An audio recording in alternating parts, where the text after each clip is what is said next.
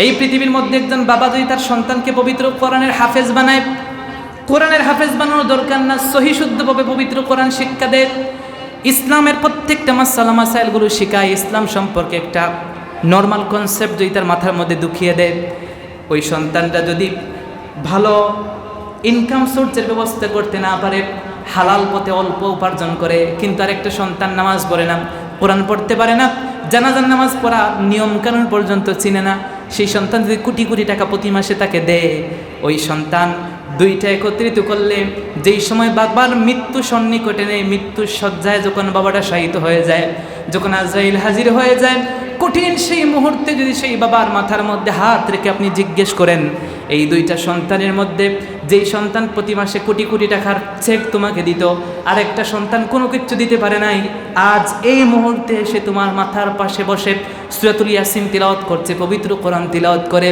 আপনি জবাব দেন কোন জিনিসটা আপনাকে সবচেয়ে বেশি আনন্দ দেয়? খোদার কসম সেই দিন বাবা বলবে না কোটি কোটি টাকা দিয়েছিল সেই আনন্দ বেশি, আজ কঠিন মুহূর্তে দুনিয়া ছেড়ে যাওয়ার মুহূর্তে যেই সন্তানটা পবিত্র কোরআন আমার মাথার পাশে বসে তিলাওয়াত করে, আমার মৃত্যুর পরে যেই সন্তান আমার জন্য দোয়া করে, তার থেকে খুশির কাজ এই পৃথিবীতে আর একটা হতে পারে? কথা হচ্ছে আপনার আমার লক্ষ্য উদ্দেশ্যটা কি? এই পৃথিবীতে আসলাম গেলাম, এটাই কি আমাদের উদ্দেশ্য, নাকি এই জায়গায় আসার এবং যাওয়ার পিছনে কিছু রহস্য আছে কিনা? এটা আমাদের প্রত্যেকের একটু অ্যানালাইসিস করা দরকার, একটু চিন্তা করা দরকার, ফিকির করা দরকার। সহজ একটা উদাহরণ দিই, এই যে আমরা এই জায়গায় এসেছি, গতকাল এশার নামাজে আমরা কি সবাই ছিলাম এই মসজিদে? ছিলাম না। আগামীকাল এশার নামাজে কি আমরা এই সবাইকে এই মসজিদে আবার থাকবো? থাকবো না। তার মানে বোঝা গেল এই জায়গায় বিশেষ কোনো একটা কারণে আপনারা এসেছেন। এই পৃথিবীর মধ্যে মানব জাতি, মনে রাখবেন, এমন একটা জাতি যেই জাতি স্বার্থ ছাড়া কোনো কিছু করে না। একটা পাগল, সেও কিন্তু স্বার্থ ছাড়া সামনে পা হাঁটে না। এটা বিশ্বাস হয় কিনা? সবাই স্বার্থ বুঝে, আপনিও স্বার্থপর, আমিও কি স্বার্থপর। স্বার্থপর হওয়া ফরজ, স্বার্থপর হওয়া কি ফরজ, হতেই হবে। যদি স্বার্থপর না হন তাহলে আপনি কিন্তু ক্ষতিগ্রস্ত হয়ে যাবেন। কথা হচ্ছে স্বার্থপরের সংজ্ঞা কি? স্বার্থপরের সংজ্ঞা এটা না, তিন ভাই খেতে বসেছেন একই টেবিলের মধ্যে, মেনু হচ্ছে একটা, মনে করেন একটা মাছের তরকারি আছে, কিন্তু এক মাছ কি একই সাইজের 3 পিস হওয়া সম্ভব? সবসময় নাও হতে পারে। দেখা গেল 3 ধরনের 3টা পিস, একটা একটু বড়, একটা মাঝারি, একটা ছোট।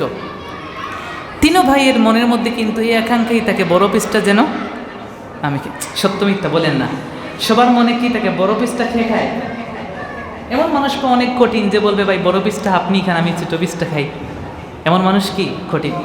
স্বার্থপর এইটা না যে আপনি বড় পিসটা নিয়ে নিজের স্বার্থ হাসিল করবেন, আরেক ভাইকে ছোট পিস দিবেন, এটা না।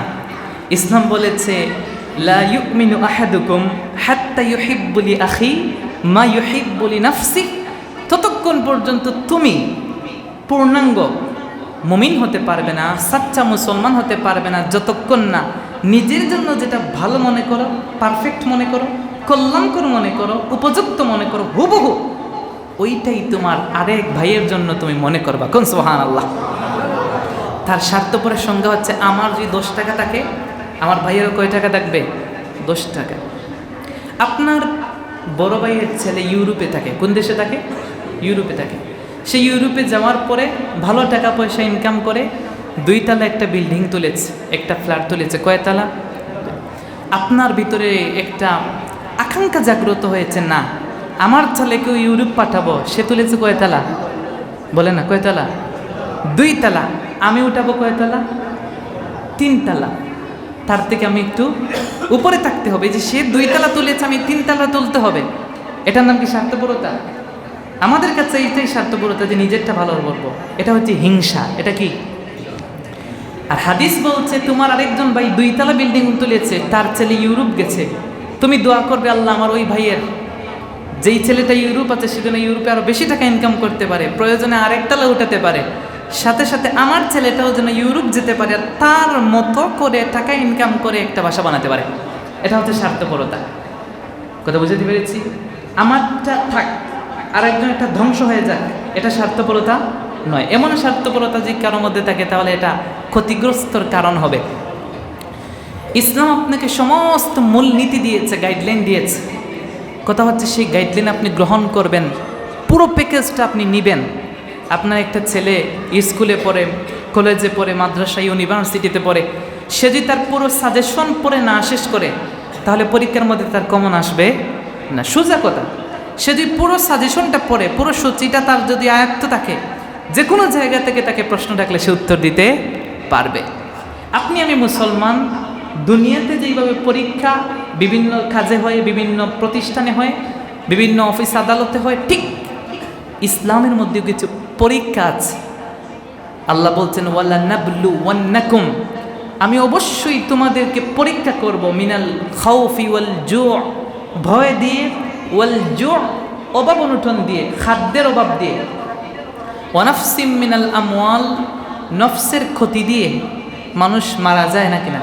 মারা যায় না? আপনার বাবা মারা গেছে, ছেলে মারা যায়, বউ মারা যায়, এই যে মানুষ মারা যায়, এর মাধ্যমে আল্লাহ পরীক্ষা করছেন। আপনার বাবা মারা গেছেন পরে আপনি আল্লাহকে গালি দিতে পারবেন না, এটা একটা পরীক্ষা। এটা কি?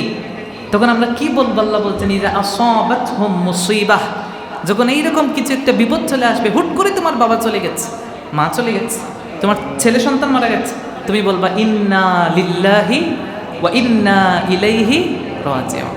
এর অর্থটা কি? ইন্না লিল্লাহি, নিশ্চয়ই যা কিছু আসে কার পক্ষ থেকে? আমরা এসেছি কার কাছ থেকে?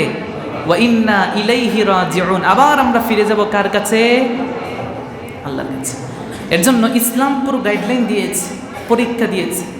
এই পরীক্ষাগুলো আপনাকে ধৈর্য ধারণ করে হ্যান্ডেল করতে হবে। যদি আপনি ধৈর্য ধারণ করতে পারেন, আল্লাহ বলছেন ইন্নাল্লাহা মা'আস সাবিরিন, আল্লাহ ধৈর্যশীলদের সাথে আছেন। আর ওয়াবাশশিরিস সাবিরিন, আর সুসংবাদ ধৈর্যশীলদেরকে আল্লাহ দিয়ে থাকেন। বলেন সুবহানাল্লাহ। এই জায়গায় আসার একটা উদ্দেশ্য আছে না নাই? আল্লাহর গোটা সৃষ্টি, সৃজনের পিছনে একটা উদ্দেশ্য আছে না নাই? আচ্ছা, আপনি আপনার ছেলেকে ভালো প্রতিষ্ঠানে পড়ান, একটা উদ্দেশ্য আছে না নাই? আপনি বিয়ে শাদী করেন, একটা উদ্দেশ্য আছে না নাই? ফজর থেকে মাগরিব পর্যন্ত বাহিরে কাজ করেন, একটা উদ্দেশ্য আছে না নাই? সমস্ত উদ্দেশ্য আছে, কিন্তু সমস্ত উদ্দেশ্যের উপরে যে উদ্দেশ্য থাকবে আমাদের, সেটা হচ্ছে সন্তুষ্ট করা কাকে? আর একটু হিম্মত দিয়ে বলেন কাকে? আল্লাহকে কিভাবে সন্তুষ্ট করবেন এটা জানার দরকার আছে না নাই? আচ্ছা, আপনার ছেলে আপনার কথা শুনে না, ডানে বললে বামে যায়, দাঁড়ানোর কথা বললে বসে পড়ে, বসার কথা বললে দাঁড়িয়ে যায়, ও কি কখনো আপনার সন্তুষ্টি হাসিল করতে পারবে? ওই সন্তানের উপর আপনার কখনো খুশি হবেন? আপনার বউ, আপনার ওয়াইফ, আপনার স্ত্রী আপনার কমান্ড মানে না, আপনি একটা বললে সে 3টা রিওয়ার্ড করে, তুমি বেশি বুঝো, আমি বুঝি না, তোমার কথায় আমাকে চলতে হবে, আমার ফ্রিডম নাই, আছে না নাই? সে যখন তার ফ্রিডম খুঁজবে, সে যখন বোঝাতে চাইবে যে আমি তোমার কথায় কেন চলবো, আমিও তো লেখাপড়া করেছি, আমি আমার মতো চলতে পারি, তখন মনে রাখবেন এই পরিবারে কখনো আনুগত্য, স্বামীর সন্তুষ্টি ওই স্ত্রী কখনো হাসিল করতে পারবে? কথা হচ্ছে কি, সোজা কথা, যেই ব্যক্তি দুনিয়াতে আরেকজন ব্যক্তি সন্তুষ্টি হাসিল করতে চায়, তার একটাই ফর্মুলা, যার সন্তুষ্টি হাসিল করবে তার কমান্ড মানবে, তার আদেশ পালন করবে, নিষেধ মানবে। যদি না মানে কখনো সে তার সন্তুষ্টি হাসিল করতে পারবে? হ্যাঁ না বুঝলে বলেন, পারবে? ইকোটা একটু ঘুমা।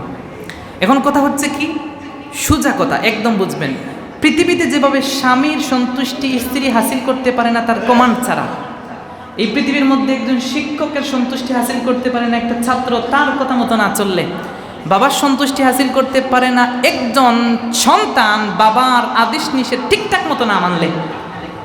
মনে রাখবেন, এই পৃথিবীর মধ্যে আপনিও আল্লাহর সন্তুষ্টি হাসিল করতে পারবেন না আল্লাহর কমান্ড ঠিকঠাক মতো পালন না করলে।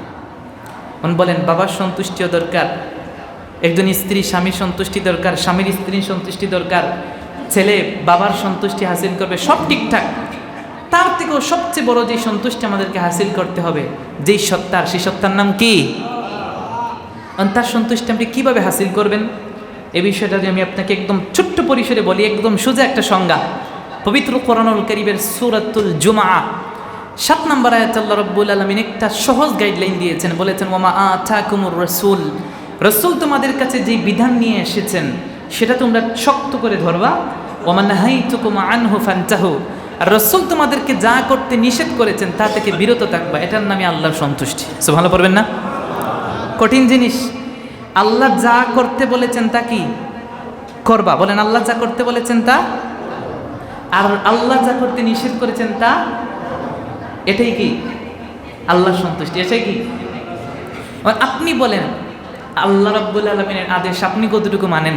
আচ্ছা আমিই বলি, আমার থেকে কেউ ভালো জানে আমি আল্লাহর সন্তুষ্টি কতটুকু হাসিলের জন্য তার কতটুকু মানি কতটুকু মানি না, সেটা আপনি আমার থেকে বেশি ভালো জানবেন। ঠিক আপনার ব্যাপারটা আমি কি আপনার থেকে বেশি ভালো জানবো?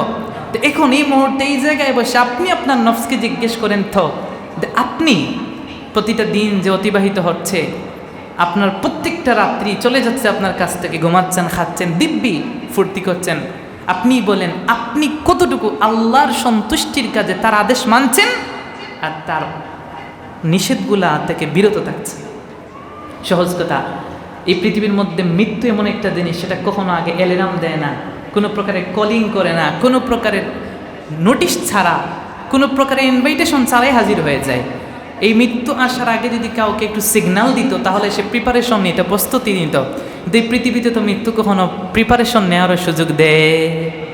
আর আপনি যদি মনে করেন আমার বয়স হয়েছে 25 বছর, এখন দাড়ি গজিয়েছে, ইনশাল্লাহ আল্লাহ যদি বাঁচায়, তো বিয়ে করার পর যদি মেয়ে হয়, মেয়ে বিয়ে দেওয়ার পর দাঁড়িয়ে রাখবো, বুঝলেন না কথা?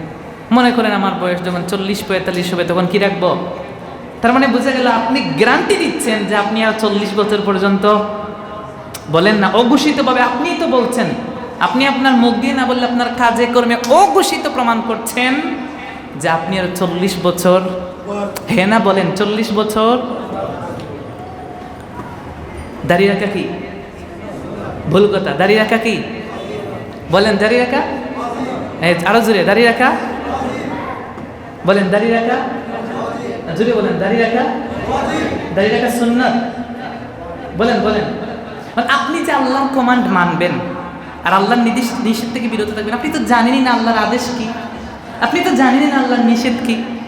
এই জায়গায় একজনকে দাঁড় করাই কয়টা বলতে পারবেন যে এটা আল্লাহর আদেশ, এটা আল্লাহর নিষেধ? পারবেন? কয়টা বলতে পারবেন? বুঝলেন আপনি আমার কথা? আমাদের ওয়াজ দরকার, হুজুর একটা কাহিনী করবে এমন ঠাম দিয়া, হুজুরও কাঁদবে আমিও কাঁদবো, বুঝলেন?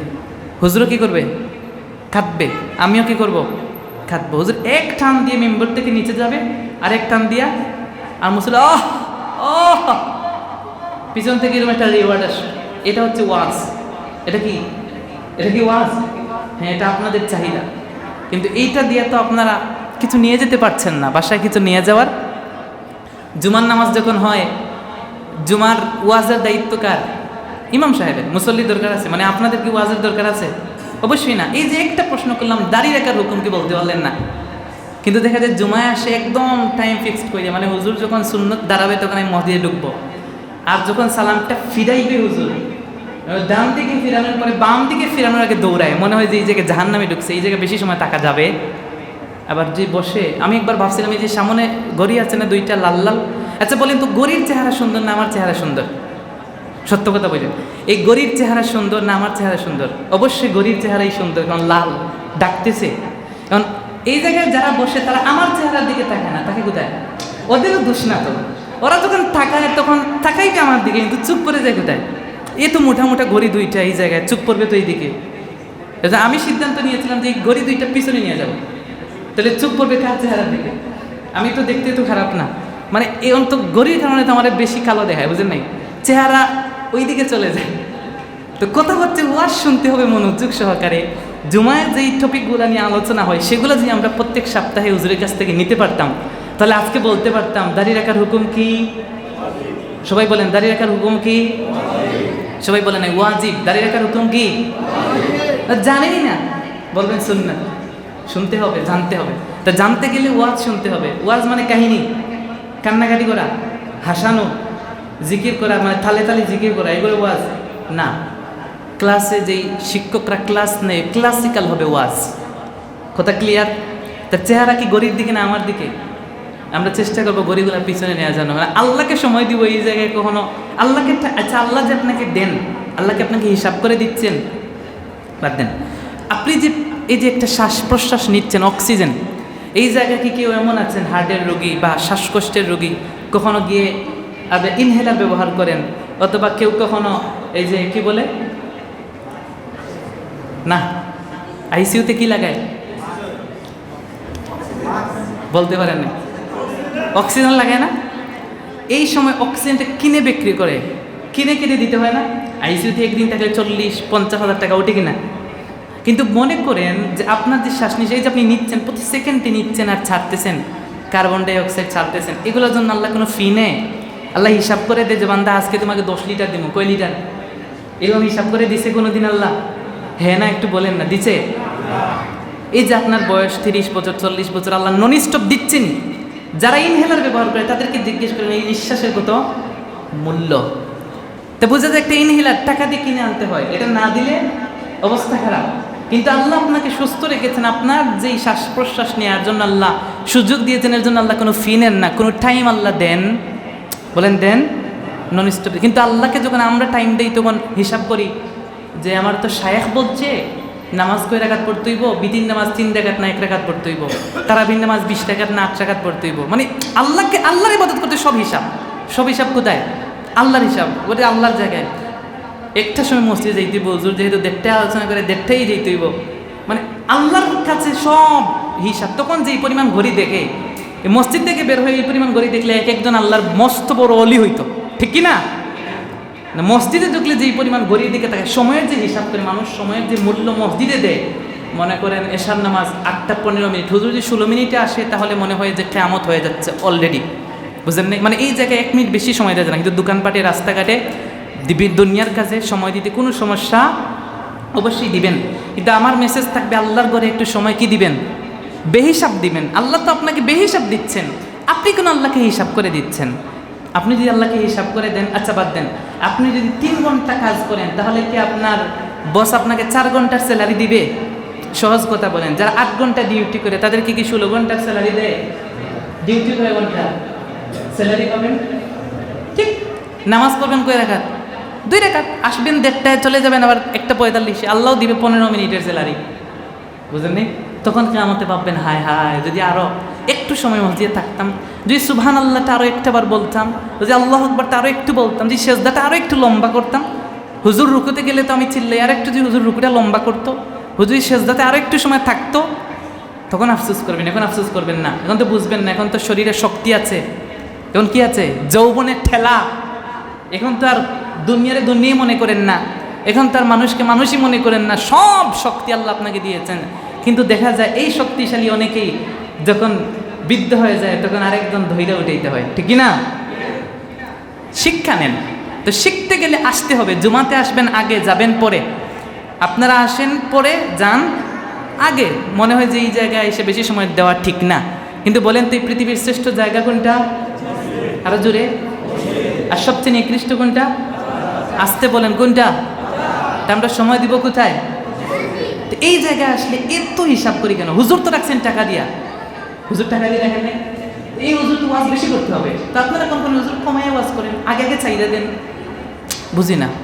আরে ভাই, হুজুর টাকা দিয়ে রাখছেন না, তো ও তো বেশি পরিশ্রম করার কথা, ওয়াজ বেশি করবে, লম্বা তিলাওয়াত করবে, রুকু আরো লম্বা দিবে, সেজদা, ওর টাকা দিয়ে রাখছি হুজুরকে। কথা ক্লিয়ার কিনা? হুজুর কি মাগনা রাখছেন? তো হুজুরকে তো ফ্রিডম দিবেন কেন? হুজুর একটু বেশি ওয়াজ করতে হবে, আমাদেরকে একটু বেশি দেন। কথা ক্লিয়ার কিনা? বলেন তো, আল্লাহ বলছেন আদেশ মানবা, নিষেধ ত্যাগ করবা। কোনটা আদেশ কোনটা নিষেধ না জানলে মানতে পারবেন? এই যে জিজ্ঞেস করলাম দাড়ি রাখার হুকুম কি? ওয়াজিব। অনেকেই জানে সুন্নাত, কিন্তু এটা ভুল তত্ত্ব। শুনেন একটা উদাহরণ দিই। আল্লাহর হাবিব বলেছেন আন নিকাহু মিন সুন্নতি ফামান রাগিবা আন সুন্নতি ফালাইসা মিন্নি। একদম মনোযোগ দিয়ে শুনেন। আল্লাহর হাবিব বলেছেন বিবাহ আমার সুন্নত, যে আমার সুন্নত থেকে মুখ ফিরালো সে আমার উম্মত থেকে বাহির হয়ে গেল। কথা ক্লিয়ার? রসুল বলেছেন বিবাহ আমার সুন্নত। কি বলেছেন? বলেন বিবাহ কার সুন্নত? রসুল বলেন নাই বিবাহ করা আমার সুন্নত। কথা ক্লিয়ার? রসুল বলছেন বিবাহ আমার সুন্নত। একদম মনোযোগ। বিবাহ আমার, রসুল কি বলেছেন? বিবাহ করা আমার সুন্নত না। এই দাড়িটা সুন্নত। এই দাড়িটা কি? দাড়ি রাখা সুন্নত নয়, বাদ দেন। এই বোতলের মধ্যে কি আছে? এই পানিটা কি সুন্নত? বলেন পানিটা কি? পানি খাওয়া কি সুন্নত? নো নো নো, আমি জিজ্ঞেস করছি পানিটা কি সুন্নত? পানি খাওয়া ওয়াজিব, সোজা কথা, পানি খাওয়া কি? কিন্তু পানিটা হুবহু, বিবাহটা সুন্নত, বিবাহ করাটা কি না সুন্নত না। দাড়িটা কি ওয়াজিব, দাড়িটা রাখা কি সরি দাড়িটা কি সুন্নত, দাড়ি রাখা কি না সুন্নত না। তাহলে দাড়ি রাখা কি ওয়াজিব। কথা ক্লিয়ার? আজকে থেকে সবাইকে জানিয়ে দিবেন, যারা সুন্নত সুন্নত বলে দাড়ি রাখেন না, আপনি সুন্নত ত্যাগ করছেন না, আপনি ওয়াজিব ত্যাগ করছেন, গুনাহগার হচ্ছেন প্রতিনিয়ত। 25 বছরে আপনার দাড়ি গজিয়েছে, কয় বছরে? 25 বছরে। 35 বছর চলছে, এখনো আল্লাহর বান্দা দাড়ি রাখে। কথা বলেন, দাড়ি রাখে? তাহলে বলেন দাড়ি রাখা কি ওয়াজিব, কিন্তু দাড়ি জিনিসটা কি সুন্নত। বিবাহ কি সুন্নত, কিন্তু বিবাহ করা কি না সুন্নত না। বিবাহ করার হুকুম এক কথায় বলা যায় না, কারো উপর সুন্নত, কারো উপর বিবাহ করা ওয়াজিব, কারো উপর ফরজ, কারোর উপর বিবাহ না করাও ফরজ। বুঝলেন এই কথা? আপনার শারীরিক শক্তি নেই, আপনার অর্থনৈতিক শক্তি নেই, বেটে এনে খাওয়াইতে পারবেন না, আপনার উপর বিবাহ করা কি হারাম। আপনার উপর একজন মহিলা ঈশা ভর করলে তাকে খাওয়াতেও পারবেন, শারীরিক শক্তিও আছে, কিন্তু আপনি নিজেকে কন্ট্রোল করতে পারছেন না। 2-3 বছর পরে গিয়ে বিবাহ করলে সমস্যা নেই, গুনাহে লিপ্ত হওয়ার কোনো আশঙ্কা নাই, আপনার উপর বিবাহ করা সুন্নাত। কিন্তু কারোর যৌবনের শক্তি এত বেশি বেড়ে গেছে, শাহাওয়াত এত বেশি বেড়ে গেছে, এই মাসের মধ্যে বিবাহ না করলে জিনায় লিপ্ত হয়ে যেতে পারে, তার অর্থনৈতিক সামর্থ্য আছে, তার কাইন্ডলি এই মুহূর্তে বিবাহ করা কি ফরজ। কথা ক্লিয়ার? তাহলে ঠিক এইভাবে দাড়ি রাখাটা কি ওয়াজিব, দাড়ি জিনিসটা কি সুন্নাত। তর্কের খাতিরে মানলাম আপনার দাড়ি রাখা সুন্নাত, তর্কের খাতিরে 1 মিনিটের জন্য মানছি দাড়ি রাখা কি। একটু তাত্ত্বিক আলোচনা শুনেন। দাঁত ব্রাশ করেন না? দাঁত ব্রাশ করার হুকুম কি বলেন? পারবেন না? বলেন সুন্নাত। দাঁত ব্রাশ করার হুকুম আরো জোরে, হয় না আরো জোরে? নখ কাটেন না? নখ কাটার হুকুম কি? আরো আস্তে কোন? গুফ কাটেন, এটা কাটা কি জোরে বলেন না? নাভির নিচের পর সমবাঞ্ছিত লুম কাটা কি সুন্নাত। আপনাদের বক্তব্য এগুলা কি সুন্নাত। আজকের পর থেকে 6 মাস একাধারে দাঁত ব্রাশ করবেন না, যেহেতু সুন্নাত। না মানলে সমস্যা নেই, সমস্যা আছে? 1 বছর গুফ কাটবেন না, রবীন্দ্রনাথ ঠাকুর হয়ে থাকবেন, বুঝলেন এই কথা? মনে করেন 2 বছর নখ টুক কাটবেন না, সুন্নাত তো, সমস্যা আছে? পালন না করলে সমস্যা নেই। কি মনে করেন ঘরে জায়গা পাবেন? 6 মাস ব্রাশ না করলে বউ জায়গা দিব ঘরে? 1 সপ্তাহ দাঁত ব্রাশ না করে দেখেন অবস্থা কি হয়। তাহলে বোঝা গেল সুন্নত বলে কোনো কাজকে আপনি এনকার করা যাবে, অথচ আপনি সুন্নত মুখ কাটতেছেন দিব্যি, গুফ কাটু করছেন, দাঁত প্রতিদিন 2-3 বার ব্রাশ করছেন, কিন্তু এটা কি সুন্নত।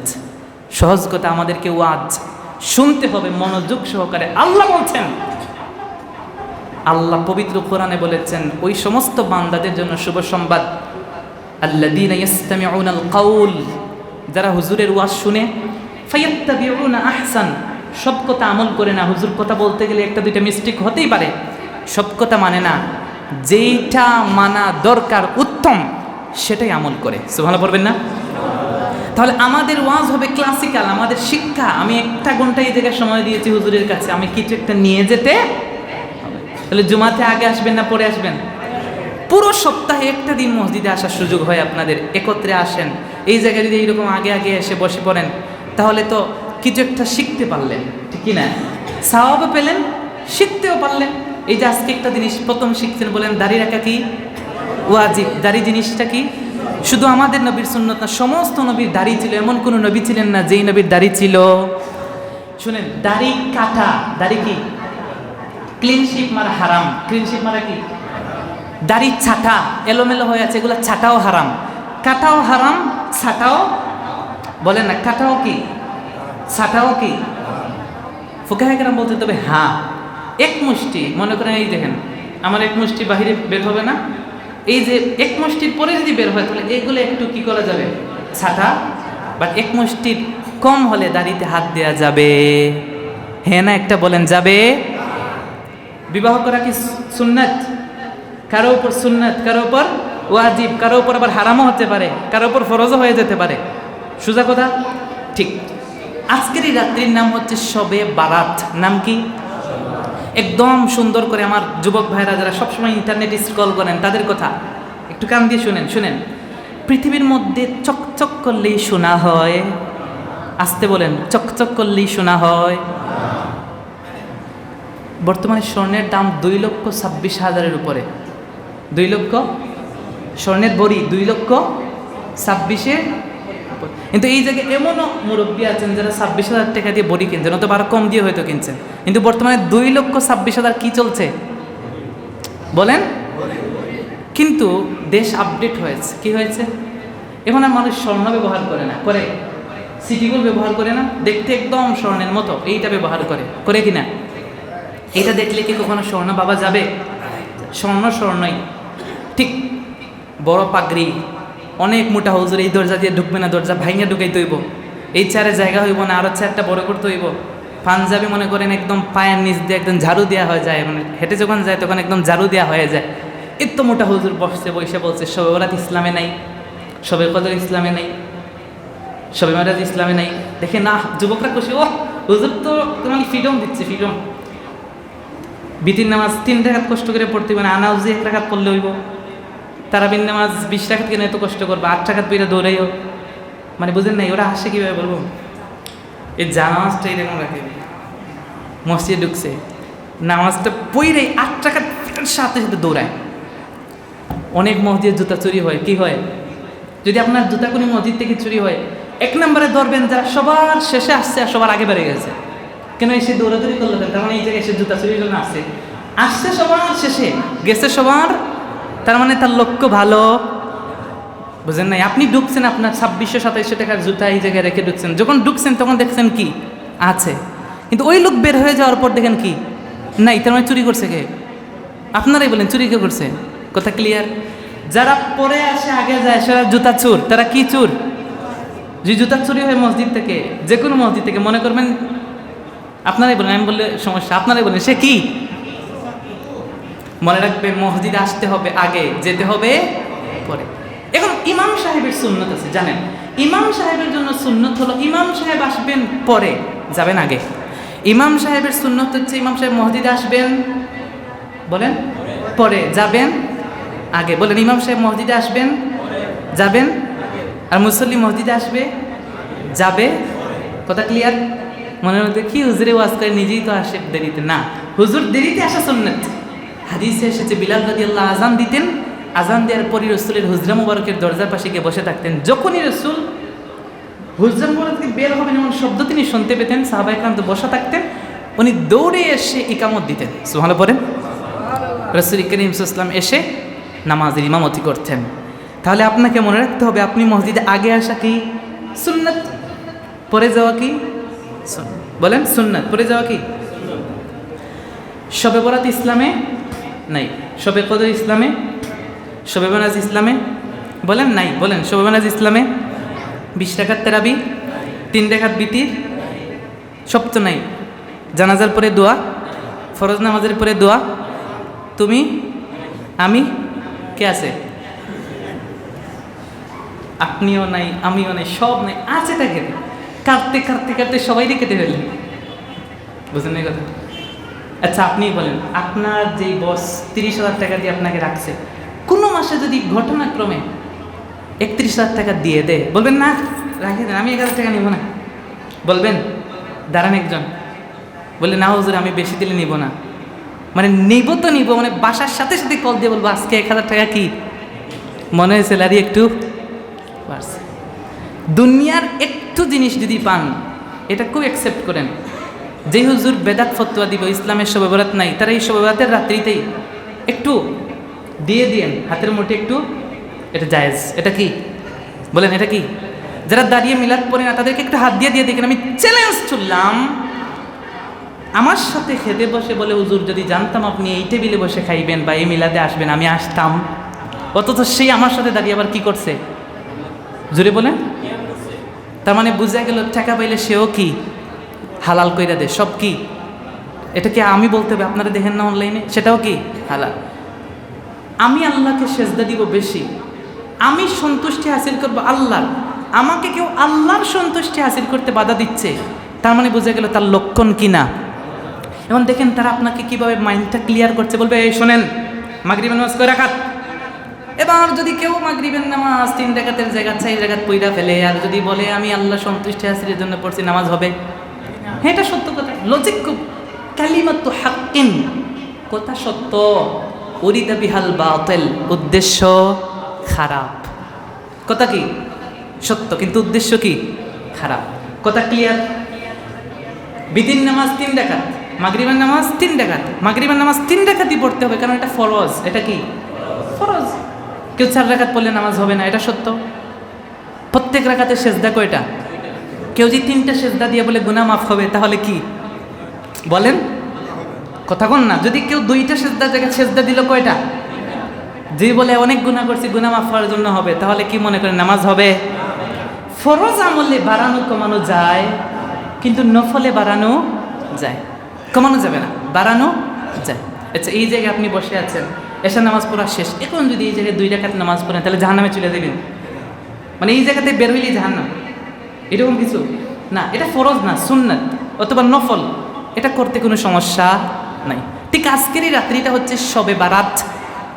এটা হচ্ছে সাবকন্টিনেন্টে আমাদের ভাষা, এই উপমহাদেশে আমরা কি বলি? শবে বারাত। কোরআন সেটাকে বলছে লাইলাতুম মুবারাকা। সূরাতুদ দুখান খুলে দেখেন না, হাদিসের মধ্যে এটাকে বলা হয়েছে লাইলাতুন নিসফি মিন শাবান। আবার দেখেন আপনি ফুকাহায়ে কেরাম বলছেন লাইলাতুল বারাআ। বিভিন্ন নাম আছে না নাই? আপনার একটা ছেলে, একজন রাখে মনু, একজন রাখে ঠনু, একজন থাকে গনু, আছে না নাই? নাম একটা বিকৃত করে রাখে কয়জনে? 3 জনে 3টা। ব্যক্তি কয়জন? এর জন্য কি ব্যক্তি 3টা হয়ে গেছে? অবশ্যই 3টা হয়ে যায় নাই। কথা একদম ক্লিয়ার মনে রাখবেন, নামের কারণে বস্তুর পরিবর্তন হয় না। শবে বরাত কোরআনে নাই, সত্য কথা। এটা তো ফার্সি শব্দ, কোরআন তো আরবি ভাষায় নাজিল হয়েছে, এই জায়গায় আরবি ওয়ার্ড আছে, এই জায়গায় আপনি ফার্সি ওয়ার্ড পাবেন। কথা ক্লিয়ার? আপনি আরবিতে সার্চ দেন, এই জায়গায় লাইলাতুম মুবারাকা বললে শবে বরাত পেয়ে যাবেন। এখন যে আপনারা সহজ একটা উত্তর দিবেন, হে অথবা না, আমার সাথে একমত হওয়া জরুরি? অবশ্যই না। সত্য কথা বললে হে, অথবা বলবেন কি না। আজকে যে এশার নামাজে এসেছেন, আগামীকাল কি আপনারা হুবহু সবাই এই মসজিদে এশার নামাজটা পড়বেন জামাতে? গতকাল কি পড়েছেন? তার মানে বোঝা গেল আজকে শবে বরাতকে উপলক্ষ করে এরা সবাই নামাজ পড়েন। আমি বেনামাজি বলছি না, কিন্তু সবাই একইভাবে জামাতে নামাজ পড়তো। বলেন গতকালকের মতো পড়তো। আজকে শবে বরাতকে উপলক্ষ করে, লক্ষ্য না উপলক্ষ? লক্ষ্য না উপলক্ষ? লক্ষ্য না, উপলক্ষ। কি লক্ষ্য? লক্ষ্য কি? আল্লাহর সন্তুষ্টি। লক্ষ্য কি? আজকে শবে বরাতকে উপলক্ষ বানিয়ে আপনারা সবাই এই জায়গায় এসে এশার নামাজটা পড়ছেন। মনে হয় আজকের এশার নামাজের কারণে কনফার্ম জাহান্নামী। কথা ক্লিয়ার? ওই রকমই তো, মানে আপনার কথার মানে একদম সারাংশ তো এটাই, মানে শবে বরাতকে উপলক্ষ বানিয়ে একত্রিত হইলেই কনফার্ম জাহান্নামী। তার মানে আপনি চাচ্ছেন মানুষ যেন এইভাবে এইসা নামাজ টামাজ না পড়ে, নামাজ কালাম বাদ দিয়ে দেখ। তার বোঝা গেল আপনার মতলব কি? খারাপ। আচ্ছা, জুতা চুরি যে করে মসজিদে, অনেক উদাহরণ দিচ্ছি, তারা কিন্তু মুসল্লি হয়ে ঢুকে। চুর হয়ে ঢুকলে লেখা যায় তাকে আমি চুর, জুতা চোর, মসজিদে ঢুকতে পারবে? বোঝেন না কেন? এই যে বাজারে গেছেন, পকেট মার আছে, তার পিছনে যে লেখা থাকে আমি পকেট মার, তা আপনি কি তারে দেখলে কি হাত মিলাবেন? ধরলেই তো কি মায়ের। তার বোঝা গেল সে প্যাসেঞ্জার হয়ে রিক্সাতে উঠেছে, অটোতে উঠেছে, কিন্তু ঠিকই আপনার পকেট থেকে টাকা নিয়ে এসেছে, মসজিদে এসেছে নামাজের জন্য মুসল্লি সেজে, কিন্তু আপনার জুতা চুরি করে নিয়ে গেছে। বোঝা গেল সুরত ধরেছে ভালো মানুষের, কিন্তু তার উদ্দেশ্য কি না? ভালো না। ঠিক কোনো হুজুর ফাতোয়া দিয়েই বসলো যে শবে বরাত নাই, আপনি না নাই 8 রাকাত তারাবি, ও খুব ভালো, যদি আরো একটু কমাইতে পারে তাহলে আলো ভালো। এই হুজুররাই বিতিন নামাজকে রমজানের পরে বলে 1 রাকাত, রমজানের পরে কয় রাকাত? কথা ক্লিয়ার? তাহলে বেশি ফাতোয়াবাজি, অতিরিক্ত ইউটিউব কেন্দ্রিক হওয়া, সোশ্যাল মিডিয়া কেন্দ্রিক হওয়া আপনার আমার জন্য ক্ষতিকর। যখন এইসব ছিল না, তখন এত ফতোয়াবাজিও ছিল। এই শবে বরাতের মাসটা ঢুকার পরে সবাই ঘরে ঘরে মিলাদ পড়াতো, কোরআন তিলাওয়াত পড়াতো, হুজুরদেরকে দাওয়াত দিত, মানুষদেরকে, এলাকার গরিবদেরকে দাওয়াত দিয়ে খাওয়াইতো। ঘরের মধ্যে কোরআন তিলাওয়াত হতো, মিলাদ হতো, দোয়া দুরুদ হতো। এলাকার পুলাপানরা, আমরা ছোটোকাল, আমার বয়স্ক ব্যক্তি, আমরাই তো মানে শোভরাত আসলে বাড়িতে বাড়িতে মিলাদ হতো, মসজিদে মসজিদে মিলাদ মাহফিল হতো, কি একটা আমেজ। এই যে এই জায়গায় আসছেন, কারো কি মন খারাপ, কারো কি কষ্ট হচ্ছে? এই জায়গায় আসার পর থেকে কি জাহান নামে ঢুকছেন এমন মনে হচ্ছে? তার মনে করলে ভালো একটা জায়গায় আসছেন। ঠিক যেই জায়গায় কোরআন তিলাওয়াত হয়, রহমত বরকত নাজিল হয়, এই জায়গায় যে আমি দাঁড় করাই, আমি এমনও লোক পাবো মনে হয় 3-4 বছরের মধ্যে কোরআন শরীফটা হাতে নিয়েই দেখে নাই। আর এমনও আছে অধিকাংশ কোরআন শরীফ পড়াটাও কি চিনে না। তাহলে আপনি আপনার ঘরে যদি হুজুরকে দাওয়াত করে কোরআন পড়ান, এই জায়গায় নিয়ে যে একটু দোয়া দুরুদের আয়োজন করেন, এটা কি কবিরা গুনাহ? কিন্তু এইগুলো এখন নিষেধ হয়ে গেছে, এগুলো এখন করা যাবে। এটা খুবই ভালো একটা কাজ করছে না? মানে আপনার ঘর থেকে দোয়া দুরুদ সব বাইর করে দিছে, এটা খুব ভালো না? আপনারা তো বুঝেন না, আপনারা প্যাকেজ পাইছেন, কিন্তু আপনারা এত জ্ঞানী, আমার থেকে আপনাদের জ্ঞান মস্তিষ্ক একদম, আমি মনে করবো একদম 100% ক্লিয়ার। কিন্তু আপনারাই একটা দুনিয়ার অফার পাইলে ঝাপটি মাইরা পড়েন। বুঝেন এই কথা? RFL অফার দিয়েছে, বাটা জুতার অফার দিয়েছে, কাপড়েরও অফার দিয়েছে, আপনারা একদম হুমড়ি খেয়ে পড়েন। কিন্তু ইসলামের অফারগুলো আপনারা নিতে চান। এই যে আপনারা যারা এখন পর্যন্ত প্রায় মনে করেন আমরা 1 ঘন্টা যাবৎ বসছি, 8টায় নামাজ ছিল, আমরা কি এখন পর্যন্ত কোনো গুনাহের কাজ করেছি? হে না একটা বলেন, করেছি? তাহলে বোঝা গেল শবে বরাত কেন্দ্রিক, শবে মেরাজ কেন্দ্রিক, লাইলাতুল কদর কেন্দ্রিক, এইভাবে একত্রিত হওয়া মানে কি গুনাহ করা? কনসেপ্ট ক্লিয়ার করেন, গুনাহ করা। ঠিক এই শবে বরাত যখন আসতো, আপনার ছেলে বা আপনি ছেলে, আপনার বাবা আপনাকে এত কষ্ট করে লালন পালন করে, উদ্দেশ্য একটাই, বাবা তোমাকে আমি বলছি যে তার বাবা যখন মারা যায় মাথার পাশে বৈশা কোরআন তিলাওয়াত করবে, জানাজার নামাজটা একটু পড়াবে। এখন দেখা যায় জানাজার সময় ডাকে হুজুরকে, হুজুর আসেন জানাজা পড়ান। কেন ভাই, হুজুরকে তো খাওয়াইছে তোমার আব্বা, খাওয়াইছে কাকে? তোমাকে। তো জানাজা হুজুর পড়াইব কেন? তুমিও তো মুসলমান, হুজুর একটু আসেন আমার বাবার লাশটা একটু দয়া দেন। কেন? ওই বাবাই তো তোমাকে একদম জন্ম থেকে নিয়ে এখন পর্যন্ত লালন পালন করলো, তোমাকে গোসল করাইলো। বাবা মরছে, হুজুর কেন গোসল করাইবে? তুমি গোসল করানোটা শিখতে পারো না? হুজুর একটু কাফনটা পরাইয়া দেন না হুজুর। কেন হুজুর দিবে কেন? তুমি মুসলমান না? এগুলো আমরা শিখতে চাই না, এগুলো দরকার নেই। কিন্তু আপনার উদ্দেশ্য তো একটাই। একটা বাবা এত কষ্ট করে সন্তানকে কেন লালন পালন করে? উদ্দেশ্য তো একটাই ভাই। জিজ্ঞেস করে দেখেন, আমার দালান কোটা বাড়ি গাড়ি কিচ্ছু লাগবে না। এই পৃথিবীর মধ্যে একজন বাবা যদি তার সন্তানকে পবিত্র কোরআনের হাফেজ বানায়, কোরআনের হাফেজ বানানোর দরকার না, সহি শুদ্ধভাবে পবিত্র কোরআন শিক্ষা দেয়, ইসলামের প্রত্যেকটা মাসালা মাসাইলগুলো শিখায়, ইসলাম সম্পর্কে একটা নর্মাল কনসেপ্ট যদি তার মাথার মধ্যে ঢুকিয়ে দেয়, ওই সন্তানটা যদি ভালো ইনকাম সোর্সের ব্যবস্থা করতে না পারে, হালাল পথে অল্প উপার্জন করে, কিন্তু আর একটা সন্তান নামাজ পড়ে না, কোরআন পড়তে পারে না, জানাজার নামাজ পড়া নিয়মকানুন পর্যন্ত চিনে না, সেই সন্তান যদি কোটি কোটি টাকা প্রতি মাসে তাকে দেয়, ওই সন্তান দুইটা একত্রিত করলে যেই সময় বাবার মৃত্যু সন্নিকটে নেই, মৃত্যুর শয্যায় যখন বাবাটা শায়িত হয়ে যায়, যখন আজরাইল হাজির হয়ে যায়, কঠিন সেই মুহূর্তে যদি সেই বাবার মাথার মধ্যে হাত রেখে আপনি জিজ্ঞেস করেন, এই দুইটা সন্তানের মধ্যে যেই সন্তান প্রতি মাসে কোটি কোটি টাকার চেক তোমাকে দিত, আর একটা সন্তান কোনো কিছু দিতে পারে নাই, আজ এই মুহূর্তে সে তোমার মাথার পাশে বসে সূরাতুল ইয়াসিন তিলাওয়াত করছে, পবিত্র কোরআন তিলাওয়াত করে, আপনি জবাব দেন কোন জিনিসটা আপনাকে সবচেয়ে বেশি আনন্দ দেয়? খোদার কসম সেই দিন বাবা বলবে না কোটি কোটি টাকা দিয়েছিল সেই আনন্দ বেশি। আজ কঠিন মুহূর্তে, দুনিয়া ছেড়ে যাওয়ার মুহূর্তে যেই সন্তানটা পবিত্র কোরআন আমার মাথার পাশে বসে তিলাওয়াত করে, আমার মৃত্যুর পরে যেই সন্তান আমার জন্য দোয়া করে, তার থেকে খুশির কাজ এই পৃথিবীতে আর একটা হতে পারে? তাহলে অবশ্যই টাকা সম্পদ দরকার, অর্থ সম্পদ দরকার, তার থেকেও বড় দরকার দিন শিক্ষা দেওয়া। সন্তানকে অবশ্যই ডক্টর বানাবেন, ইঞ্জিনিয়ার বানাবেন, সব শিক্ষা দিবেন, দুনিয়ার নলেজ আমাদের দরকার, মূলে দরকার, জন্মর পরেই দরকার। আলিফ লাম মিম যালিকাল কিতাবু লা রাইবা ফি, দরকার আছে না নাই? এর জন্য কবি বলেছেন, পড়ব না মা স্কুলেতে হাড্ডিমা টিম টিম, পড়ব মা গো মাদ্রাসাতে আলিফ লাম মিম। আমি মাদ্রাসার মধ্যে আলিফ লাম মিম পড়ব, সন্তান জন্মের পরে আলিফ লাম মিম পড়বে, হাড্ডিমা টিম টিম তাদের খাড়া দুটি শিং, তারা মাঠে পারে ডিম, তারা হাড্ডিমা টিম। আজ পর্যন্ত কোনো পশুর মাথার মধ্যে খাড়া শিং আছে, সে কখনো ডিম পাতে দেখছেন? তো জন্মের পরে তো শিখাইলেনি মিথ্যা দিয়া, এ মানুষ হইব কেন? এ তো অমানুষ হইবই। জানাজা পড়াইব কেমনে? হুজুরকে তো ডাকবেই, বুঝলেন এই কথা? কিন্তু সন্তানকে আপনার উচিত ছিল জন্মের পরে আলিফ লাম শিখান, কালিমা শিখান, দিন শিখান, ইসলাম শিখান, এগুলো শেখানো দরকার আছে না নাই? এই জায়গা থেকে এতটুকু আজকে বুঝে নেন, দুনিয়া আমি বলছি না দুনিয়া লাগবে না, লাগবে। স্টার্টিং হবে কি দিয়ে?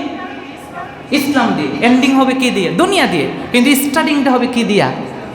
বলে না কি দিয়ে? কোরআন শিখান না, কোরআন শিখাতে চায় না, হুজুর দিয়ে কোরআন পড়াইতে চায় না। যদি পড়ায় দেখে হুজুর মাগনা ফ্রিতে পড়ায় কিনা, আর যদি পড়াইতে হুজুর 30 দিন পড়াইতে দিব, টাকা 500 টাকা ধরাইয়া দিব, তাও 6 মাস টাকা দিবে না। আর ফিজিক্স পড়ায়, কেমিস্ট্রি পড়ায়, বুঝেন নাই, বায়োলজি পড়ায়, এক একটা সাবজেক্ট পুরো মাসে 12 দিন টিচার আসে, টাকা 5,000 6,000 দিতে সমস্যা। সব প্রত্যেকটা সাবজেক্ট না, সাবজেক্ট প্রতি কত, বুঝেন নাই কথা? দুনিয়াটা শিখায় খুবই মনোযোগ দিয়ে, ওইটা কলেজেও পড়ে, স্কুলেও পড়ে, রাস্তায়ও পড়ে, বাজারেও পড়ে, গাড়িতেও পড়ে, কোচিংয়েও পড়ে, প্রাইভেটেও পড়ে, বাসায়ও পড়ে। বাসা আসলে কয় পড় পড় পড়, দুনিয়ারটা পড়, একটা ওর বলে না বাবা কোরআনটা পড়, বুঝলেন নাই? এটা দরকার আছে। কোরআন বলে তো টাকা পাওয়া যায়, টাকা পাওয়া যায়। হ্যাঁ না একটা বলেন, কোরআন বললে কেউ টাকা দিব? এসব নামাজ পড়ছেন, কাউকে কেউ টাকা দিছে? বলেন না। তো এই সমাজে বাইরে যে আকাম কুকাম করতেন, তাহলে একটু টাকা পয়সা আসতো না? বলেন না, কেন আসতো কি না? তাহলে বোঝা গেল আমাদের স্বার্থ, ওই যে প্রথমেই বলছি, স্বার্থটা কি? নগদে দরকার, কিন্তু স্বার্থ তো ওইটা না, আখিরাতের স্বার্থ দরকার আছে না নাই? তাহলে শবে বরাত বলতে কিছু একটা আছে না নাই? শবে বরাত নামে হালুয়া রুটি খাওয়া যাবে না। আল্লাহর হাবিব হাদিসে এসেছে, কানা রাসূল ইসলাম ইউহিব্বুল হালওয়া ওয়াল আসাল, রাসূলের প্রিয় দুইটা খাবার ছিল, এর মধ্যে একটা ছিল হালুয়া আর একটা ছিল আসাল মানে মধু। আল্লাহু আকবার। রাসূলের প্রিয় খাদ্য হালুয়া, বলতেছে হালুয়া খাওয়া যাবে, অথচ কানা রাসূলুল্লাহ সাল্লাল্লাহু আলাইহি ওয়াসাল্লাম ইউহিব্বুল হালওয়া, অবশ্যই রাসূলের কাছে প্রিয় ছিল হালুয়া ওয়াল আসাল এবং মধু, এটা খাওয়া যাবে। তা হাদিস থেকে আপনাকে দূরে সরিয়ে দিচ্ছে। আপনি বলছেন আমার বড় শায়েখ, নাম দিয়েছেন কি, কিন্তু এই শায়েখকে ইউটিউবে চিনেন, নামাজ পড়ে কিনা, ওযু ছাড়া পাগড়ি পড়ছে কিনা, এটা কি আপনি জানেন? কোন প্রতিষ্ঠানে পড়ছে সেটা কি জানেন? কিন্তু এলাকার ইমাম রাখতে গিয়ে পা থেকে মাথা পর্যন্ত দেখে রাখেন, তাকে মানতে আপনার কষ্ট হয়, ঠিক না? কিন্তু অনলাইনে হুজুরির ওয়াজ শুনতে বড় ভালোই লাগে, ঠিক না? বলেন না, হ্যাঁ না একটা বলেন, কথা একদম ক্লিয়ার। শবে বরাত ইসলামে আছে না নাই? হালুয়া রুটি খাওয়া যাবে কিনা?